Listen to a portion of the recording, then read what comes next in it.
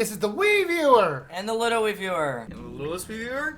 And we're gonna review The Wii U. the system itself for the planet Earth. Meep boop. We are now looking at this thing called the Wii U. I, which- for one, welcome our robot overlords. First off, you think they were saying, are you sure this was made by Nintendo and not Fisher-Price? It looks like my first video game system.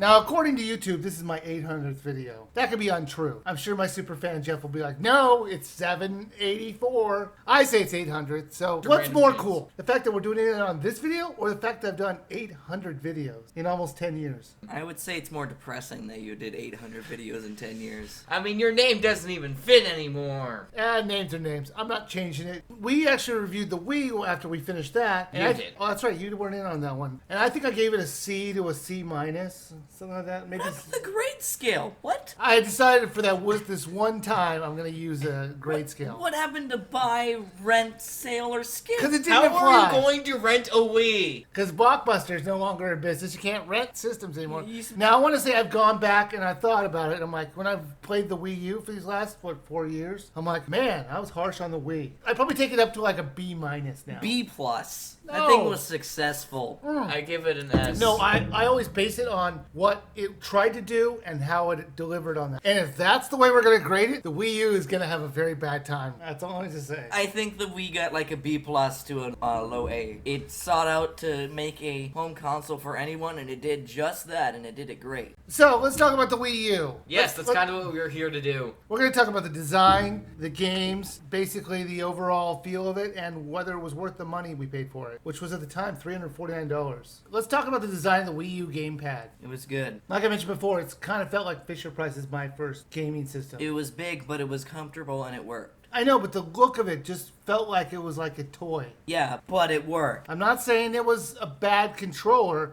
I'm just saying it looked kind of bulky, and the battery times were terrible. I personally like the gamepad. It fit comfortably, except when you're doing the DS emulator and you're holding it sideways. Honestly, I had no problems with the controller itself. It was just the look and design I thought was kind of not great. So let's talk about the games in the system. Wait, hold on. I want to check on something. Hang on. Were there any games for the Wii U?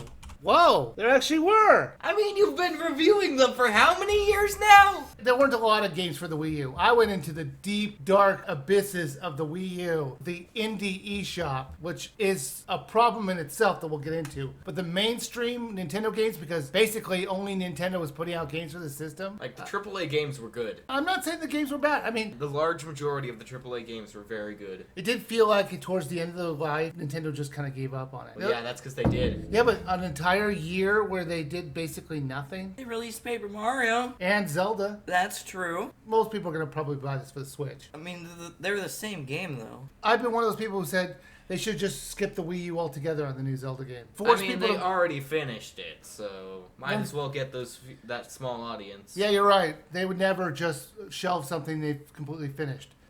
Star Fox 2. So I guess we got to get into the dredges I mentioned before. Crappy indie games for the Wii U. You go take over on that. I don't care about those things, and I never touch them. I mean, there's some good indie games out there, and No. there's some terrible indie games out there. Some companies that like to release like one minute game and then charge you $2 for it. And then there's companies who just basically felt like they were just doing a summer camp and releasing their video game. What's weird though, the developer kit for the Wii U was like reportedly $2,000. And I can't believe all these unknown indie people can afford this. The third-party support was terrible. Although the third-party support was good for the first year, and then they kind of saw the writing on the wall and gave up. Well, also, it wasn't as powerful as the other two consoles. It never is. I mean, Well- they should learn from the Wii that Nintendo wasn't going to do that. Well, the Switch isn't as powerful as the other consoles. It is reportedly very easy to port things from them to the Switch. A lot easier than it was to port them to the Wii U. But I do want to say the one thing the Wii U got right was its basic initial concept, playing off TV. That was great. There was multiple times you were basically playing on the gamepad. Mostly virtual console games, because there was nothing else to play. It was nice to see HD graphics. I'm struggling trying to find something good for the Wii U. It depends on the game. If it's a Nintendo game, then it probably has good graphics. The games are what sold the Wii U, and there was nothing else. And when there were no games, there was no Wii U.